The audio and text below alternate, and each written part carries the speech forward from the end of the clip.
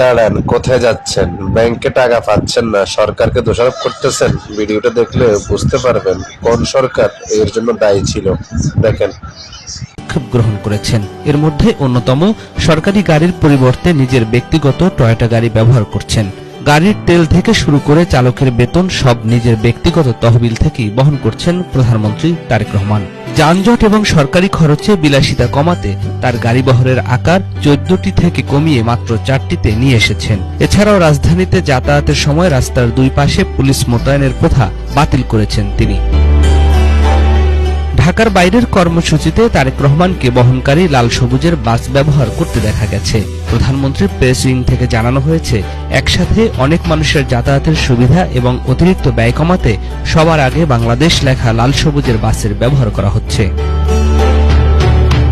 মন্ত্রীদের যাতায়াতে রাস্তায় যানজট কমাতে এবং জনগণের ভোগান্তি রোধ করতে মন্ত্রী পরিষদ সভাগুলো প্রধানমন্ত্রীর কার্যালয়ের পরিবর্তে সচিবালয়ে করছেন প্রধানমন্ত্রী তারেক রহমান। ফলে একদিকে মন্ত্রীদের যাতায়াতে সরকারি খরচ কমছে, অন্যদিকে সময় কাজে লাগছে। তারেক রহমান প্রধানমন্ত্রী হিসেবে দায়িত্ব গ্রহণের পরে আপ্যায়ন ভাতা কাটছাঁট করেছেন। জুন মাসে প্রধানমন্ত্রীর কার্যালয়ের কর্মকর্তা কর্মচারীদের আপ্যায়ন ব্যয় হয়েছে 11,69,00,000 টাকা। এছাড়া 2 ঈদে রাষ্ট্রীয় অতিথি ভবন যমুনার অনুষ্ঠানে প্রধানমন্ত্রীর কার্যালয়ের কর্মকর্তা কর্মচারীদের আপ্যায়ন ব্যয় হয়েছে প্রায় 90 লাখ টাকা। অথচ ফ্যাসিস্ট শেখ হাসিনার আমলে প্রধানমন্ত্রীর কার্যালয়ের কর্মকর্তা কর্মচারীদের আপ্যায়ন খাতে প্রতি বছর ব্যয় হয়েছিল গড়ে 30 থেকে 55 কোটি টাকা। এই ব্যয়ের বাইরে দেখা গেছে প্রতি বছর 10 থেকে 12 কোটি টাকা অতিরিক্ত খরচ করা হয়েছে। যেমন 2018-19 অর্থ বছরে এই খাতে খরচ হয়েছিল 30,02,97,335 টাকা। বাংলাদেশ পর্যটন কর্পোরেশন প্রধানমন্ত্রীর কার্যালয়ের কর্মকর্তা কর্মচারীদের খাবার সরবরাহ করত।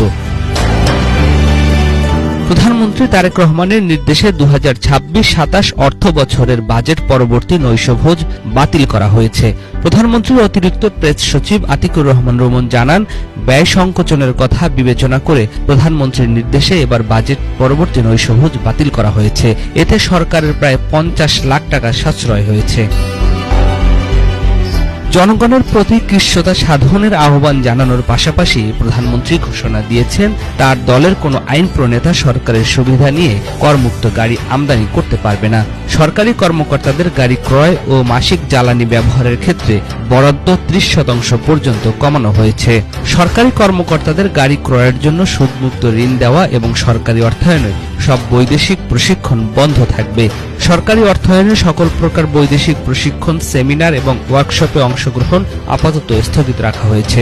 নতুন ভবন নির্মাণ ও অন্যান্য অবকাঠামো খাতে ব্যয় সীমিত করার পাশাপাশি প্রশিক্ষণ ব্যয় ব্যতীত অভ্যন্তরীণ প্রশিক্ষণ ব্যয় 50% এবং সভা সেমিনারে আপ্যায়ন ব্যয় 50%, সেমিনার কনফারেন্স ব্যয় 20% হ্রাস করা হয়েছে। ভ্রমণ ব্যয় 30% কমানো হয়েছে। সরকারি খাতে গাড়ি, জলযান, আকাশযান এবং কম্পিউটার ক্রয় শতভাগ হ্রাস করার নির্দেশনা দেওয়া হয়েছে। গ্যাস, পানি ও বিদ্যুতের অপচয় রোধ করে কৃশ্যতা সাধন করাকে ইমানি দায়িত্ব হিসেবে উল্লেখ করেছেন প্রধানমন্ত্রী তারেক রহমান। এছাড়া সরকারি কার্যালয়ে জ্বালানি, বিদ্যুৎ, গ্যাস ব্যবহার 30% কমানো, আবাসিক ভবন শোভাবর্ধন প্রায় 20% এবং অনাবাসিক ভবন শোভাবর্ধন ব্যয় 50% কমানোর কঠোর নির্দেশনা রয়েছে। একই সাথে ভূমি অধিগ্রহণ ব্যয় শতভাগ হ্রাস করতে বলা হয়েছে।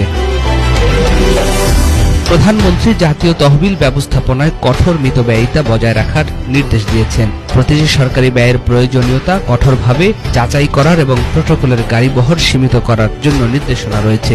এসব পদক্ষেপের মূল লক্ষ্য হল অর্থনৈতিক স্থিতিশীলতা বজায় রাখা, দুর্নীতি নিয়ন্ত্রণ এবং জনকল্যাণমূলক কাজে তহবিলের সুষ্ঠু ব্যবহার নিশ্চিত করা। নিয়াজ মাখদুম, বাংলা ভিশন, ঢাকা।